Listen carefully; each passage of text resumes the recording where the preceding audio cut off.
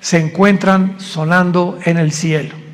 Y a la voz del novio está gritándole a la novia: vengo por ustedes, prepárate, porque muchos en ese momento me dirán: Señor, Señor, y les contestaré: yo nunca te conocí.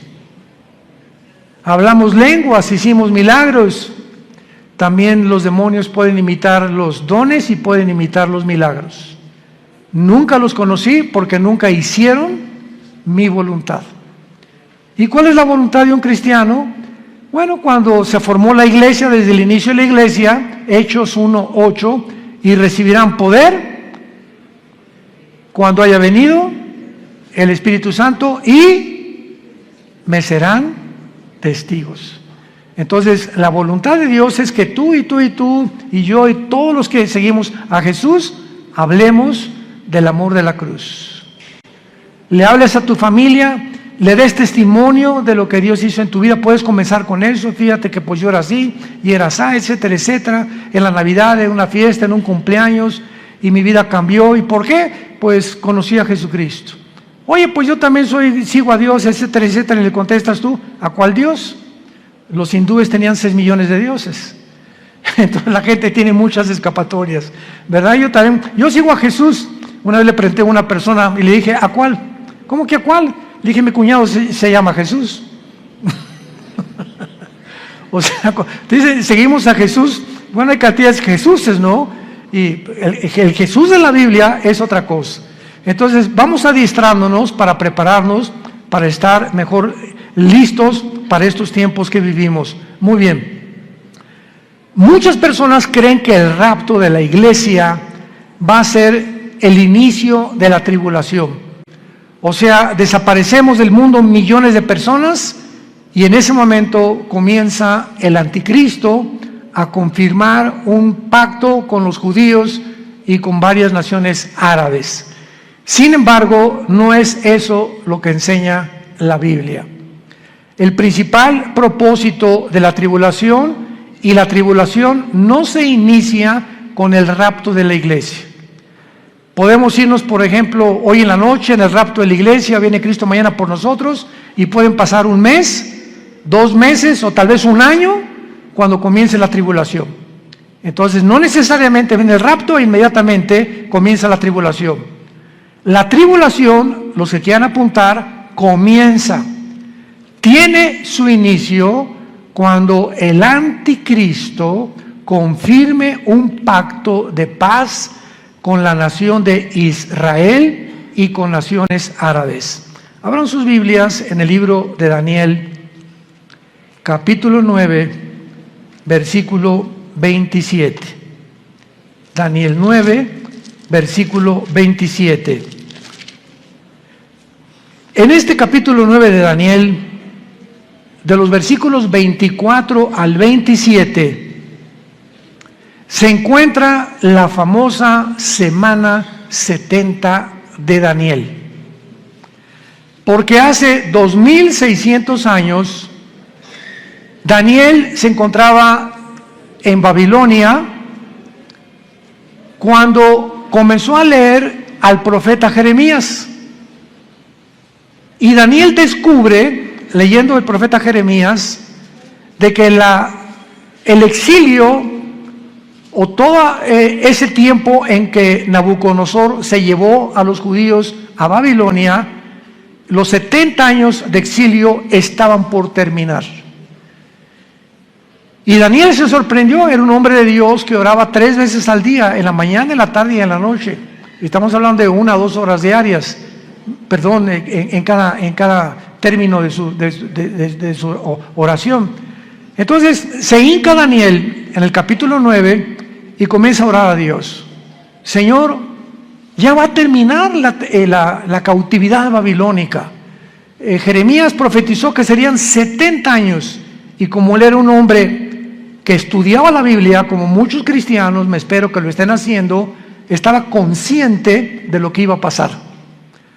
Entonces Daniel, después de orar, Dios le manda un ángel, y el ángel baja del cielo, y antes de que el ángel llegue a Babilonia o a donde estaba Daniel, Satanás envía a otro principado, al principado tal vez de Grecia o de Persia, para impedir que el ángel que mandaba a Dios llegara a la tierra y le diera a Daniel el programa o la respuesta de cuánto faltaba para que Dios terminara con la nación de Israel.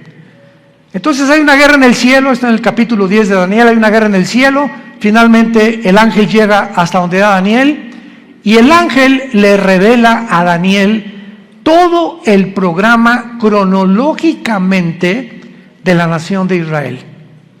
Porque todo el Antiguo Testamento, el pueblo de Dios es Israel. El Nuevo Testamento es la iglesia. Y la iglesia no es Israel, ni Israel es la iglesia. Son dos entidades completamente diferentes. Israel no era el cuerpo de Cristo como se formó con la iglesia. Nosotros somos el cuerpo de Cristo. Israel era la esposa del Padre. Y Dios se divorcia, le da cartas de divorcio a Israel. Y hasta el momento Israel, el antiguo pueblo de Dios, se encuentra en la banca. Y Dios forma a una entidad nueva que se llama la iglesia desde hace 2000 años, después de la resurrección de Jesucristo y desde el día de Pentecostés.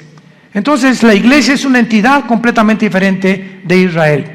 Entonces Dios, el ángel le dice a Daniel, Daniel, Dios tiene 490 años en su programa para terminar con la nación de Israel. Y la palabra que se usa aquí son 70 semanas. Así dice el versículo 24. 70 semanas están determinadas, decretadas sobre tu pueblo, Israel, y sobre tu santa ciudad, Jerusalén. Los judíos tenían semanas de días y tenían semanas de años. Y aquí es lógico, ¿verdad? Por el contexto, que no está hablando de semanas de días, como lo vamos a comprobar. Entonces 70 años están decretados para Israel, para que Dios ya acabe finalmente con toda la historia de Israel. Y el ángel le dice a Daniel, desde que se comience a restaurar la ciudad de Jerusalén, porque en aquel tiempo llegaron los babilonios, llegaron los medos persas, llegaron todo, ¿verdad? Y acabaron con Jerusalén. Cuando comience a ser restaurada Jerusalén hasta el Mesías, habrá 483 años. 483 años, o sea, 6 semanas, que son semanas de años, vuelvo a repetir. ¿Cuándo se comenzó a restaurar Jerusalén? Nehemías, capítulo 2, del 1 al 6. Cuando el rey Artajerjes de Persia le ordena a Nehemías y le da permiso para que regrese a Jerusalén, que estaba hecha a pedazos, y comience su reconstrucción. Y del momento de que se decretó el regreso o la restauración de las murallas de Jerusalén hasta el Mesías, matemáticamente, damas y caballeros, santos de Dios, lo comentaba en la conferencia anterior, para cualquier ateo, cualquier escéptico, cualquier agnóstico que esté buscando evidencias en la Biblia, esto es extraordinario. Fueron exactamente, desde la reconstrucción de Jerusalén hasta la muerte de Jesús, 483 años. ¿Faltan cuánto? Faltan una semana, o sea, 7 años. Por eso se llama la semana 70 de Daniel. Entonces, los judíos rechazan al Mesías y se interrumpe el reloj cronológico de Dios. Y le dice Dios a Israel, no me vas a volver a ver, Jesús, con las palabras de Jesús, hasta que digan, Baruch Hashem Adonai Eloheinu, que significa en el hebreo, bendito el que viene en el nombre del Señor. Hasta que ustedes me reconozcan como Mesías, no vuelvo a tratar con la nación de Israel. Entonces Dios se vuelve y forma una nueva entidad llamada la iglesia. Y la palabra iglesia, eclesia en el griego, significa los que Dios llama fuera del mundo espiritualmente. Nos envía a Dios a su espíritu a morar dentro de nosotros para que tengamos el valor. No nos dio espíritu de cobardía, le dice Pablo a Timoteo, sino de poder y dominio propio, para que tengamos el valor de hablar del Mesías al mundo, de hablar del amor de Dios a mi familia, a mis suegros, a mis hijos, a mis padres, a mis compañeros de la oficina, en el bufete, en el consultorio médico, para hablar y decirle al mundo su necesidad profunda, intrínseca, de recibir al Salvador. Ese es el valor que una persona que no tiene a Cristo no testifica. Si tú te llamas cristiano y nunca has hablado de Cristo, dudo que tu cristianismo sea real. Muy bien. Entonces, esta semana que le falta Dios a tratar con Israel, se interrumpe por el periodo o la dispensación de la época de la iglesia, que tiene que durar 2000 años. ¿Por qué 2000 años? Porque de Adán a Abraham, 2000 años, de Abraham a Cristo, 2000 años, y de Cristo a cuando termine la iglesia, 2000 años, o sea, 6000 años. Dios creó el mundo, el universo, en 7 días, ¿se acuerdan? Génesis capítulo 2. Entonces, este séptimo día, dice el Salmo 90 y 2 de Pedro 3, que para Dios un día son 1000 años, y 1000 años es como un día. Entonces, Dios establece su reloj cronológico desde los 6 días de la creación, que son un símbolo de lo que va a durar la historia del ser humano en este planeta. 6000 años nada más. Y cuando entremos al milenio, al séptimo día, vamos a entrar al reino mesiánico, que serán nuestras vacaciones. Pero ya no vamos a hablar de eso ni nos vamos a adelantar.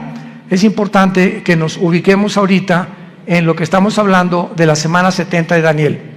Entonces, Israel, ahí nos vemos. Ya no te voy a ver hasta que usted me reconozca. Mientras tanto, Dios se voltea, porque la Biblia dice, los ojos de Jehová están sobre los justos, y cuando habla la Biblia de los ojos de Jehová, se refiere a su presencia. Entonces, cuando Dios dice, me volteo y no te veo, significa, Dios te ha dejado. Haz lo que tú quieras, Pepito, haz lo que quieras, Carmelita, ya no me vuelvo a meter con tu vida. Y se voltea a Dios y te deja que te hundas y toques fondo.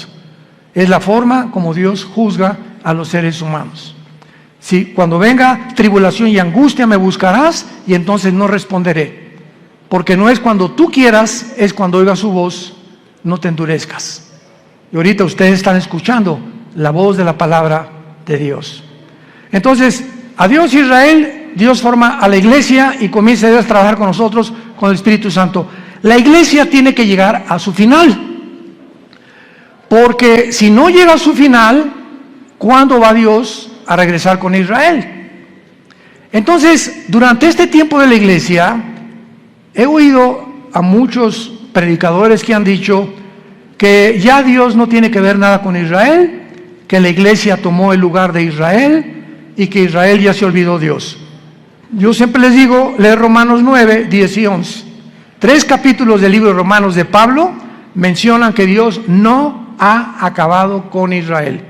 A nosotros nos injertó en el olivo original, en el olivo natural que es Israel, y nosotros somos el olivo silvestre. No somos el original, fuimos injertados en el olivo y en las promesas que Dios le dio en el pacto abrahámico a Abraham. Entonces todas las promesas que Dios tenía para Israel se vuelven a favor de nosotros, menos la promesa de la tierra. Porque la promesa de la tierra que Dios le dio a Israel se va a cumplir en el reino mesiánico.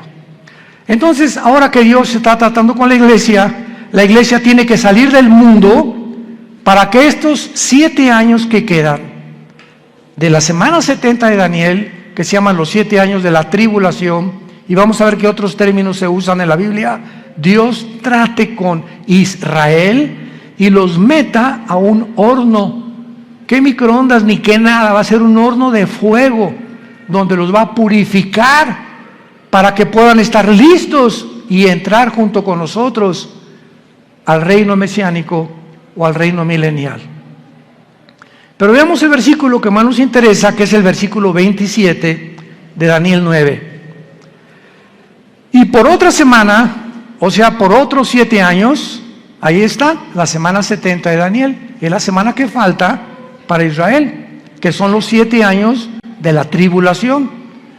Y por otra semana está hablando del anticristo. Confirmará el pacto con muchos. A la mitad de la semana hará cesar el sacrificio y la ofrenda, y después, con la muchedumbre de las abominaciones, vendrá el desolador, que es el anticristo, hasta que venga la consumación y lo que está determinado se derrame sobre el desolador. Santos de Dios, este versículo 27, por eso la Biblia es más moderna que el periódico de mañana en la mañana.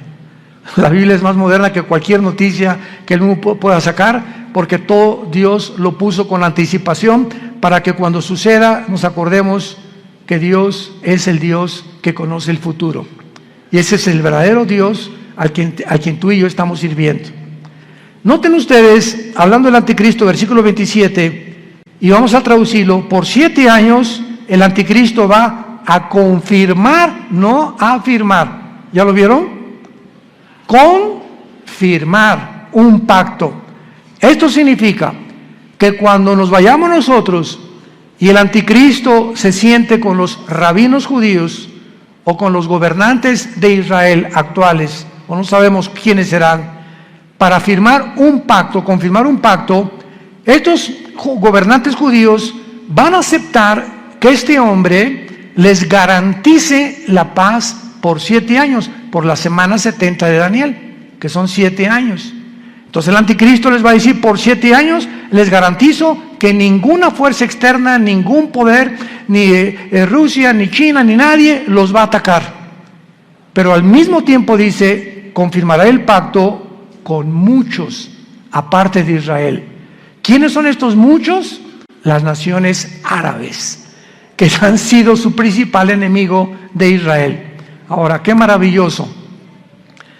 Desde 1948 que Israel se estableció como nación soberana, independiente y libre, y el mundo estupefacto volteó hacia Israel, en un día se formó una nación, después de casi 2000 años que estuvieron exiliados por todo el mundo.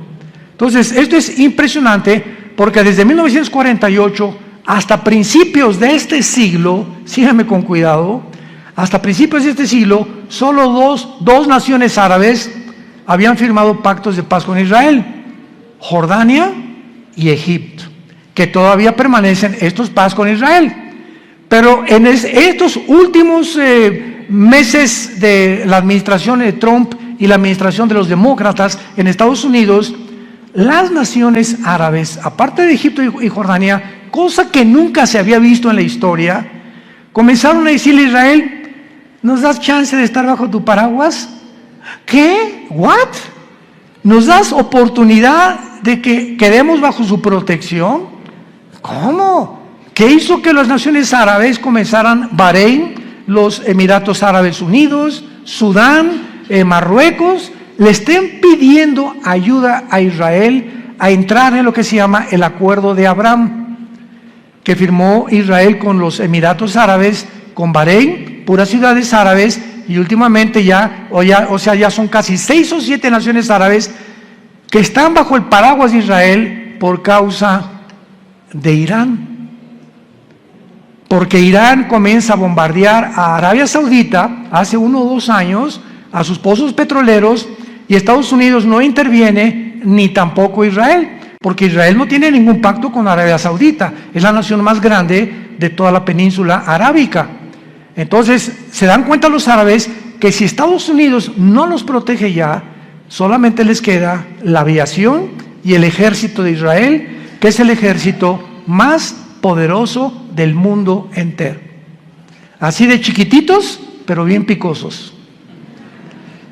Entonces comienzan a pedirle ayuda a Israel: oye, vamos a hacer un acuerdo. Israel feliz, ¿verdad? Porque ahora Israel les da protección y se están protegiendo más y más y más. Y cuando dice que el anticristo va a firmar con Israel y con muchos, ya son 7 naciones árabes las que han firmado el Acuerdo de Abraham. Falta Arabia Saudita.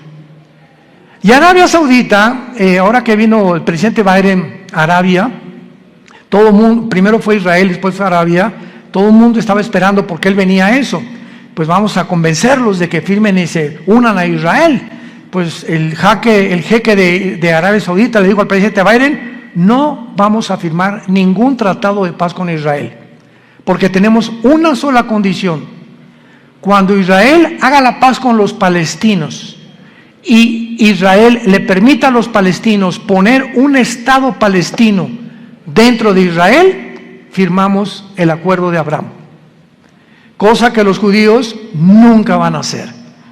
Así que le están pidiendo, ¿verdad?, algo que está completamente en contra de la misma política de hace más de 75 años que se formó Israel, para que ellos permitan que los palestinos formen un Estado dentro de Israel. Imagínense, ahorita están los palestinos en la Franja de Gaza, están en el Banco Oriental, en Jericó, y están en la frontera con Galilea, en las colinas del Golán, Siria, apuntando los cañones contra Israel.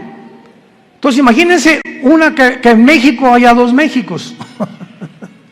O sea, que la península de Yucatán y Chetumal, etcétera, etcétera, le digan al presidente: pues nos independizamos del gobierno mexicano, pero vamos a estar dentro de la República Mexicana, pero con dos gobiernos.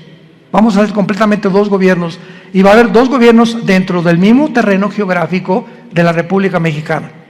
Pues esperamos guerras, ¿verdad? Esperamos siempre haber problemas, porque pues ¿cómo vamos a poder estar dos presidentes gobernando el mismo terreno geográfico que nos pertenece desde hace miles de años? Entonces Arabia Saudita está ahorita completamente descansando, ¿verdad? Está en pausa hasta que Israel le conceda a los palestinos tener una nación dentro de Israel, cosa que va a suceder. ¿Dónde lo encontramos? En el libro de Joel, en el Antiguo Testamento. Ahí denle la vuelta a Oseas, después de Daniel, para que no se vayan hasta Génesis, y luego sigue Joel, no se pierdan tanto.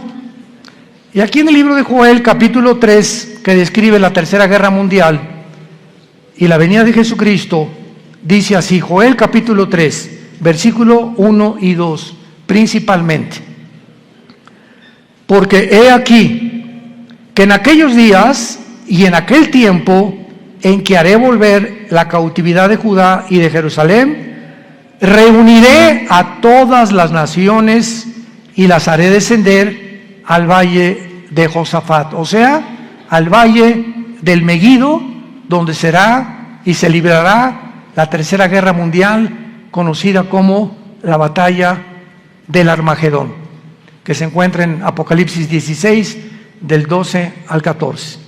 Los reuniré en el valle de Josafat, y allí entraré en juicio con ellas a causa de mi pueblo y de Israel, mi heredad, a quienes ellas esparcieron entre las naciones y repartieron mi tierra.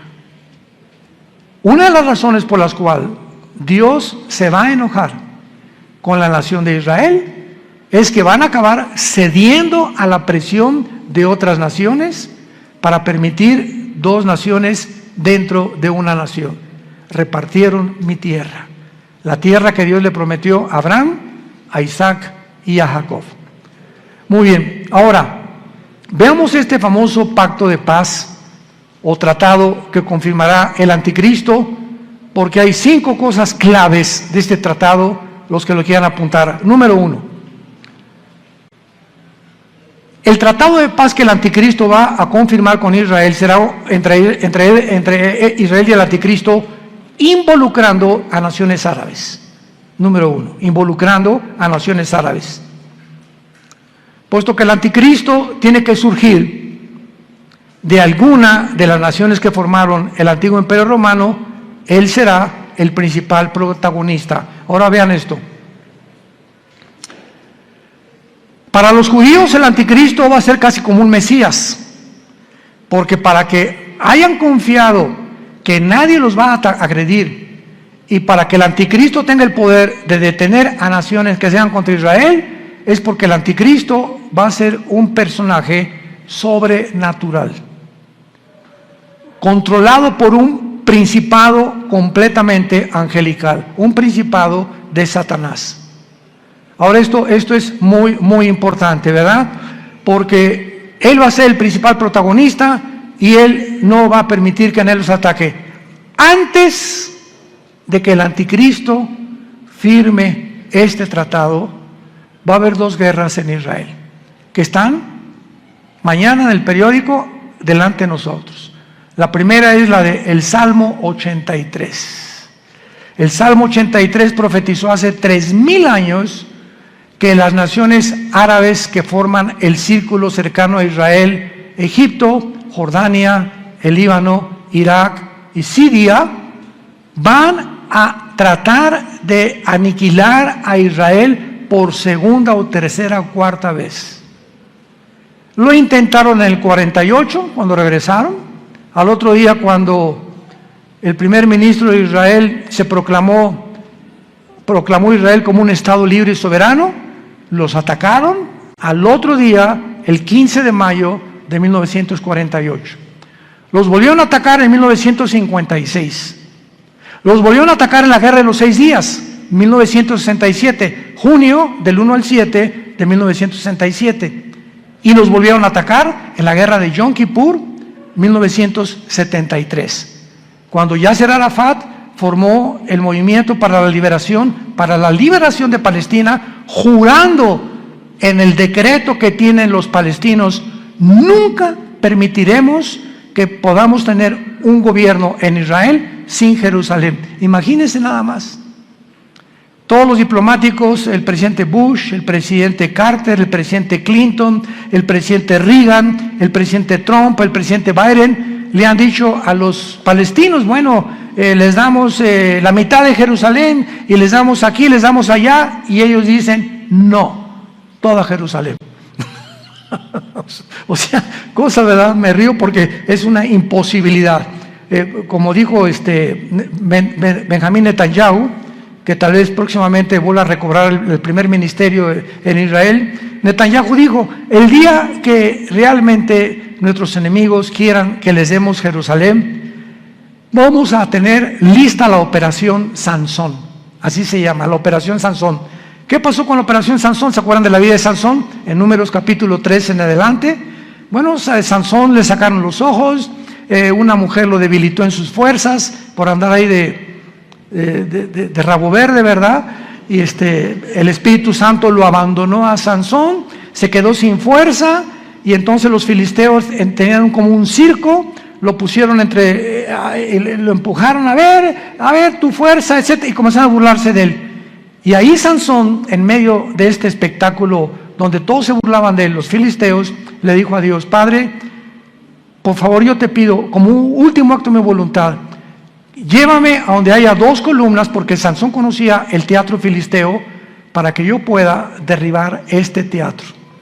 Y entonces unas personas que lo guiaron, ¿verdad?, lo pusieron debajo de las 2 columnas, y entonces Sansón muere junto con todos los filisteos. O sea, Sansón tenía el ministerio de acabar con los filisteos, y fue hasta su muerte que terminó con ellos. En su muerte terminó con su ministerio. Entonces los judíos le llaman Operación Sansón. Si nos atacan, morimos junto con ustedes. Tenemos la bomba nuclear. Entonces Israel nunca va a permitir una invasión. Hasta este momento no lo ha permitido, y siempre ha ganado. Y nunca Israel ha sido el que provoca a sus enemigos. Nunca él ha buscado la guerra. Siempre se ha defendido de las naciones árabes. Con esto, para que no haya malos entendidos, no estamos hablando que somos judíos, porque ahorita no hay judío, no hay griego, no hay gentil, no hay italiano, no hay mexicano. En Cristo, en la iglesia, todos somos iguales. Y ahorita los judíos tampoco son parte de Dios. Están en la banca. Ahorita la iglesia son los ojos y el interés principal de Dios el Padre. Pero Dios va a regresar con ellos cuando la iglesia no está en el mundo. Esta guerra del 83 no tarda en liberarse, porque Irán sigue amenazando a Israel. Esta semana Israel bombardeó el aeropuerto de Alepo, donde encontraron que había aviones cargados de armas iraníes que estaban proveyéndoselas a los sirios para atacar a Israel. Entonces, ahorita Israel anda, ¿verdad?, pero con los ojos abiertos, con sus aviones F-35 vigilando por todos lados, que no haya movimientos de armas de Irán principalmente a Líbano, a Siria o a Irak, porque son las naciones donde Irán tiene la supremacía. Irán ahorita sostiene a Hezbollah, el grupo terrorista más grande del mundo en el Líbano, sostiene a los Yudis en Yemen, en la península arábica, y sostiene al grupo de Hamas en la franja de Gaza o en la franja de los palestinos. Así que Irán ahorita es el peligro número 1 del Medio Oriente y es el que va a iniciar esta guerra para que ataquen a Israel. Muy bien. Después de esta guerra, que tal vez nosotros la vayamos a oír en estos días, porque ya no tarda ahorita con tantos viajes que está bombardeando Israel y a Siria e Irán, y van a tener que responder, y se va a armar un conflicto bélico muy grande. Israel va a volver a ganar, de acuerdo al Salmo 83, va a volver a ganar. Y después de la guerra del 83, viene la guerra de Gog y Magog. Ezequiel 38 y Ezequiel 39, en el Antiguo Testamento.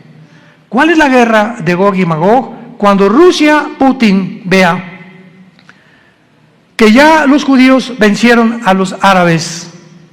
Ahorita Putin está reuniendo a todas las naciones islámicas del mundo entero bajo su sombrilla. Y bíblicamente, en Ezequiel 38, las naciones que van a estar en la región de Magog. Magog es una zona geográfica que comienza desde Finlandia, el mar Báltico, baja por Ucrania. Ucrania pertenece a Magog, por eso nunca se va a salir Putin de Magog, de Ucrania jamás. Kirguistán, Uzbekistán, Kazajistán, Afganistán, Pakistán y todas las regiones del mar Báltico y del mar Negro que están al sur de Rusia, que se dividieron de Rusia en 1991, cuando el comunismo cayó, se perdió Rusia, la Unión Soviética, el 30% de su territorio, que son todas estas naciones que ahora son independientes de Rusia. Pues Putin, su propósito es reunirlas a todas, y todas son musulmanas, menos Ucrania. Todas son musulmanas, menos Ucrania. Y todas estas naciones se van a unir después de la guerra del 83 para venirse en contra de Israel. Qué interesante que Putin tenga semanas buscando alianzas con todas estas naciones. Ya está en Kazajistán, acaba de salir de Kazajistán hace algunos días y va a comenzar a recorrer o a hacer una campaña para unir estas naciones y se cumpla Ezequiel 38 y 39, que será la guerra de la antesala de la guerra del Armagedón. Y pienso de una forma particular que estas dos guerras, la del Salmo 83 y la de Ezequiel 38 y 39, van a suceder antes de que nos vayamos de este mundo. Es posible que veamos y seamos testigos de estas dos invasiones. Y el anticristo, viendo que otra vez derrota Israel a Rusia, porque viene de Rusia con Gog y las naciones musulmanas, entonces el anticristo va a ser el papucho de papuchos. Y ya no va a haber nadie que le pueda hacer frente en el mundo entero, porque ya acabó Rusia, ¿verdad? Ya acabaron las naciones árabes, el primer círculo, los musulmanes ya no van a tener el poder para poder atacar a Israel, y entonces el anticristo va a erigirse como el dictador número 1 del mundo entero, y el anticristo va a unir a Europa con el Medio Oriente. Se van a formar dos continentes, Asia, Medio Oriente y Europa, en una mezcla. Daniel capítulo 7, los 10 cuernos y los 10 dedos de la estatua de Nabucodonosor, y de entre estas 10 naciones, 5 de Europa y 5 del Medio Oriente, dentro de una de ellas, Daniel 7 dice, surgirá el anticristo. Así que no especulemos que el anticristo es el Papa, o que Obama tiene cara del anticristo también, o que el príncipe Felipe, por aquí, por allá, o que Gorbachov se murió hace 3 días, así que tampoco podía ser el anticristo. Decían que porque tenía un lunar aquí, era el 666. Bueno, ha habido tantas especulaciones, ¿no? Nunca sabremos cuándo va a surgir el anticristo hasta que oigamos. Pongan atención, santos de Dios, hasta que oigamos, se formó un G10. Ahorita hay un G7. 5 naciones de Europa, viendo que ya no pueden subsistir por el gas que Rusia les está impidiendo tener ahorita el invierno de este año en la Unión Europea, ha aumentado el gas en cada nación de Europa 10 veces más. Entonces Europa se encuentra hundiéndose económicamente y ahora sin gas, porque Rusia le está cerrando ya la llave por haber tratado de ayudar a Ucrania. Va a quedar Europa tambaleándose, ¿verdad? Y no hay mejor caldo de cultivo para un dictador que cuando una nación está en problemas, como lo fue para Adolfo Hitler. Adolfo Hitler en 1932-33 acaba de pasar la Primera Guerra Mundial, perdió Alemania en la Primera Guerra Mundial, vino el caos económico en los 30s, donde la gente se está muriendo de hambre. Y en medio de este caos, Alemania estaba llena de comunistas, porque el comunismo comenzó en el 93 con los bolcheviques, con Lenin, estaba sin trabajo, no había fábricas, y llega Hitler y crea la Volkswagen, que significa el carro del pueblo.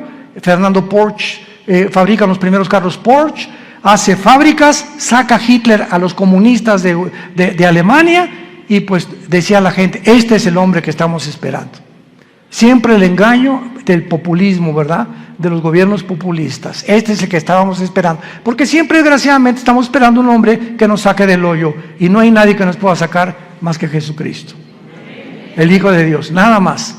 Entonces Hitler tenía el caldo de cultivo, ¿verdad? Igual todos los grandes dictadores que ha habido en la historia, Saddam Hussein, el que tú me quieras mencionar, surgen cuando el problema en la nación se encuentra completamente económicamente quebrantada. Y de ahí el que surja en la nación le estará eternamente agradecido que lo sacó del hoyo, pues el anticristo se formará y lo adorarán como Dios. De los milagros va a solucionar el problema de Europa, va a solucionar el problema del Medio Oriente, va a solucionar el problema de África, va a solucionar el problema del hambre, del clima y de todos los problemas que ahorita han sido insolubles. El anticristo tendrá la sabiduría, la destreza, el poder de poder realizarlo. Veamos en el libro de Daniel capítulo 8 lo que acabamos de comentar del anticristo. Porque aquí se escriben en estos versículos claramente los poderes del anticristo durante la tribulación. Daniel 8, 23 al 25. Está hablando de la persona del anticristo. Escuchen con mucha atención. Y al final del reinado de estos, cuando los transgresores lleguen al colmo, se levantará un rey altivo, de rostro y entendido en enigmas. Su poder se fortalecerá, mas no con fuerza propia, y causará grandes ruinas y prosperará, y hará arbitrariamente y destruirá a los fuertes y al pueblo de los santos. Con su sagacidad hará prosperar el engaño, en su mano y en su corazón se engrandecerá, y sin aviso destruirá a muchos, y se levantará contra el príncipe de los príncipes, pero será quebrantado, aunque no por mano humana. Rápidamente, para terminar, resalto estas características. En primer lugar, el poder del anticristo no será de él. Su poder se fortalecerá, mas no con fuerza propia, y lo explica Apocalipsis capítulo 13. Y Satanás le entregó su autoridad, y le entregó su poder, y le entregó su sabiduría al anticristo. Por eso dice, su poder se fortalecerá, pero no de él. Todo lo que él haga será porque estará completamente poseído por principados demoníacos. En segundo lugar, dice el versículo 23, que va a ser un rey altivo de rostro y entendido en enigmas. Apunte la palabra en hebreo, enigmas, que es chida. No chiro, chida. C-H-I-D-H-A, chida. Escuchen lo que significa la palabra chida. Significa dichos o cosas difíciles de resolver, problemas para la inteligencia común del ser humano.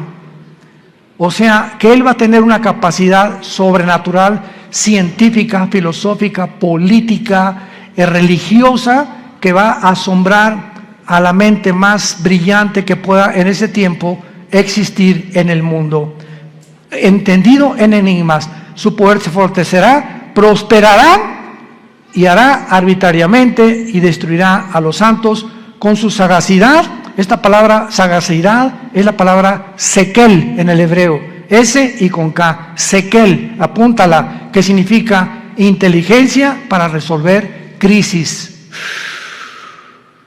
Con su inteligencia para resolver crisis hará prosperar el engaño. O sea, todo su reino será de engaño, de mentiras, de promesas falsas, porque a los 3 años y medio, en lugar de los 7 años, entrará al templo judío, les permitirá reconstruir el tercer templo a los judíos, los traicionará a los judíos y comenzará la persecución. Mateo 24, 15 al 20. Así que nos encontramos, hermanos, ante un panorama delante de nosotros que es muy claro, porque será un pacto firme el que va a confirmar. Va a iniciarse con 7 años de falsas promesas. Les dará a los judíos el derecho de reconstruir el templo y a los 3 años y medio profanará el templo, persiguiendo a los judíos y a los cristianos que queden en aquellos días. Tenemos ante nosotros una película, por eso se llama el Apocalipsis. ¿Saben qué significa la palabra Apocalipsis? Viene del griego descorrer la cortina, es lo que significa, descorrer la cortina. Dios en el Apocalipsis nos descorre las cortinas que nadie con su inteligencia natural o humana puede penetrar en el futuro más que el Dios de la Biblia. Nos corre y nos abre la ventana para que nos asomemos y nos diga: he aquí, vengo en breve. Dichosos los que lavan sus ropas para tener derecho al árbol de la vida. Y para que sepan que en cualquier momento vengo por ustedes, y muchos se arrepentirán, se jalarán los pelos al darse cuenta que era demasiado tarde, porque nunca hiciste firme tu vocación y tu elección. La puedes tú hacer en esta tarde a través de la convicción que el Espíritu Santo causa en tu corazón. Oremos. Te damos gracias, Padre y Dios de Jesucristo nuestro Señor, el gran pastor de las ovejas, por el pacto sempiterno. Oramos que Dios te haga hacer, que te motive y que tu pueblo pueda despertar, Señor, porque tu pueblo está dormido. Hay un engaño operando en el mundo entero ya, haciéndonos creer cosas que no son reales. Los medios de comunicación están llenos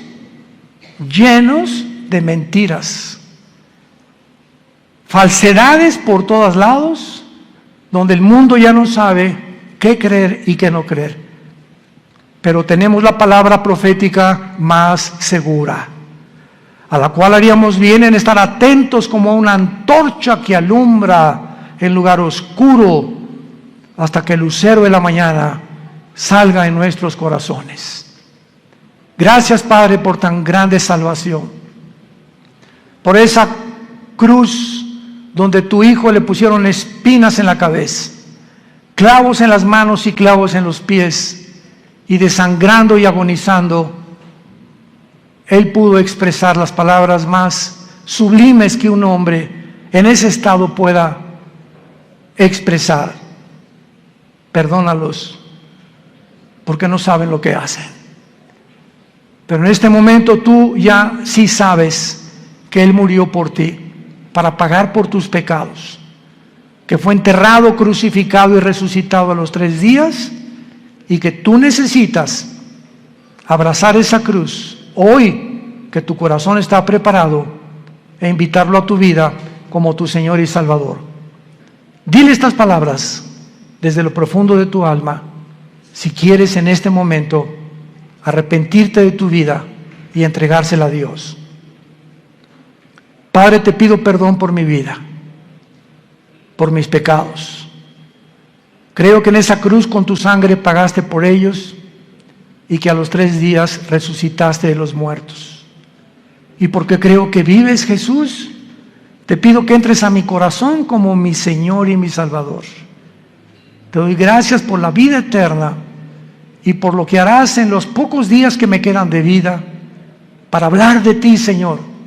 No perderé ninguna oportunidad ya en la vida de dar testimonio de tu gracia y amor en la cruz.